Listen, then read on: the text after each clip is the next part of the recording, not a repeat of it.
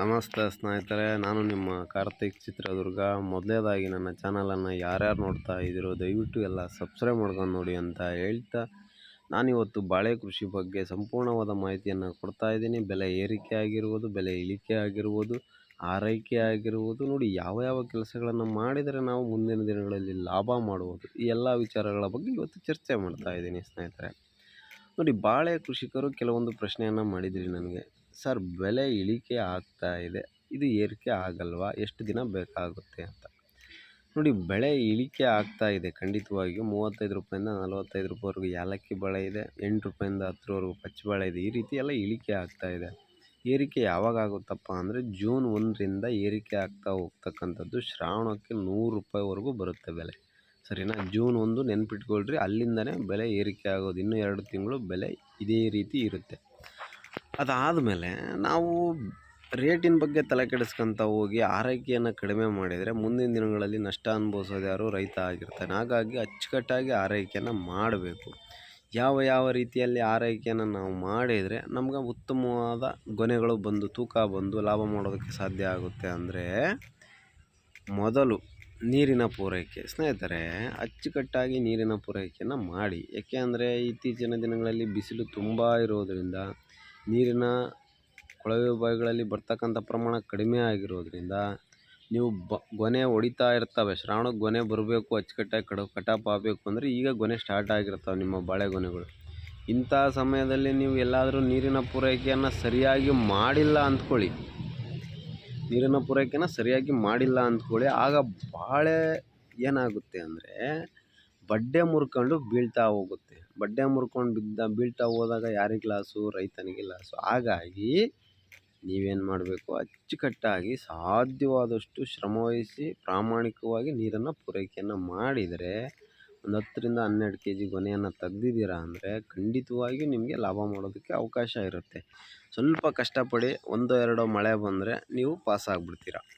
ನೀರಿನ ಪೂರೈಕೆ ಆಯಿತು. ನೆಕ್ಸ್ಟ್ ಏನಪ್ಪ ಅಂದರೆ 15 ದಿನಕ್ಕೊಮ್ಮೆ ಕಂದುಗಳನ್ನು ಕಟಾಪ್ ಮಾಡಬೇಕು. ಯಾಕೆ ಮಾಡಬೇಕು ಅಂದರೆ, ನೀವು ಗೊನೆ ಹೊಡೆಯೋದಕ್ಕೆ ಬಿಟ್ಟಿರ್ತಕ್ಕಂಥ ಬಾಳೆ ಸಸಿಗೆ ಸಂಪೂರ್ಣವಾದ ಫಲವತ್ತತೆ ಸಿಗಬೇಕು ಅಂದರೆ ನಿಮ್ಮ ತೋಟದಲ್ಲಿ ಯಾವುದೇ ರೀತಿಯ ಕಂದುಗಳನ್ನು ಬಿಡಬಾರ್ದು.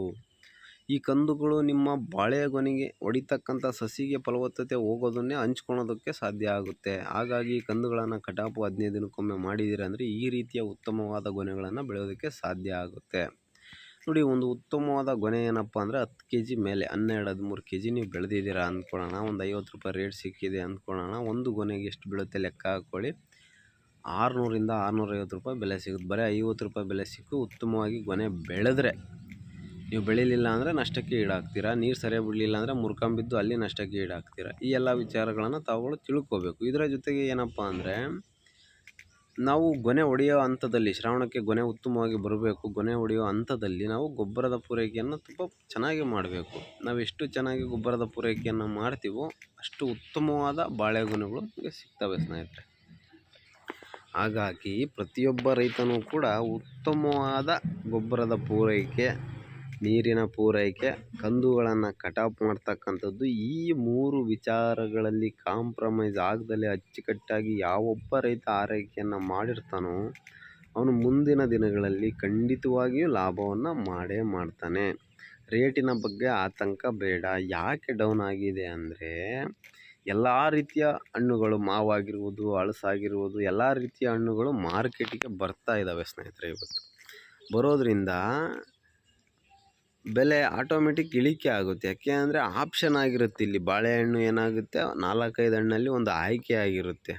ಬೇಡಿಕೆ ಕಡಿಮೆ ಆಗುತ್ತೆ. ಬೇಡಿಕೆ ಯಾವಾಗ ಜಾಸ್ತಿ ಆಗುತ್ತೋ ಅಂದರೆ ಹಬ್ಬದ ಹರಿದಿನಗಳು, ಪೂಜೆ ಪುನಸ್ಕಾರಗಳು ಜಾಸ್ತಿ ಆದಾಗ ಇದಕ್ಕೆ ಉತ್ತಮವಾದ ಬೆಲೆ ಬರುತ್ತೆ. ಅಂಥ ದಿನ ಯಾವಾಗ ಅಂದರೆ ಶ್ರಾವಣ.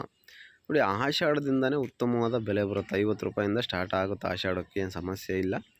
ಶ್ರಾವಣಕ್ಕೆ 100 ರೂಪಾಯಿಗೆ ಅನುಮಾನನೇ ಬೇಡ. ಒಂದು ತಿಂಗಳು ಉತ್ತಮವಾದ ಬೆಲೆ ಇರುತ್ತೆ. ಅಂಥ ಸಮಯಕ್ಕೆ ಬಾಳೆಗೊನೆಗಳು ಕಟಾಪಿಗೆ ಬಂದಿದ್ದಾವೆ ಅಂದರೆ ಆ ರೈತನಿಗೆ ತುಂಬ ಅಧಿಕ ಲಾಭ ಮಾಡೋದಕ್ಕೆ ಅವಕಾಶ ಇರುತ್ತೆ. ಇನ್ನು ಯಾವುದೇ ರೈತನಿಗೆ ಉತ್ತಮವಾದ ಗೊನೆಗಳನ್ನು ಬೆಳೆದಿದೆಯಾ ಅಂದರೆ ಖಂಡಿತವಾಗಿಯೂ ನಷ್ಟ ಅಂತೂ ಆಗುವುದಿಲ್ಲ. ಹೀಗಾಗಿ ಪ್ರತಿಯೊಬ್ಬ ರೈತನೂ ಕೂಡ ಅಚ್ಚುಕಟ್ಟಾಗಿ ನೀರಿನ ಪೂರೈಕೆ, ಕಂದುಗಳನ್ನು ಕೊಯ್ಕೊಳ್ಳೋದು, ಗೊಬ್ಬರದ ಪೂರೈಕೆಯನ್ನು ಮಾಡೋದು, ಈ ಕೆಲಸಗಳನ್ನು ತಪ್ಪದೆ ಮಾಡಿ ಅಂತ ನಾನು ರೈತರಲ್ಲಿ ಕೇಳ್ಕೊಳೋದು.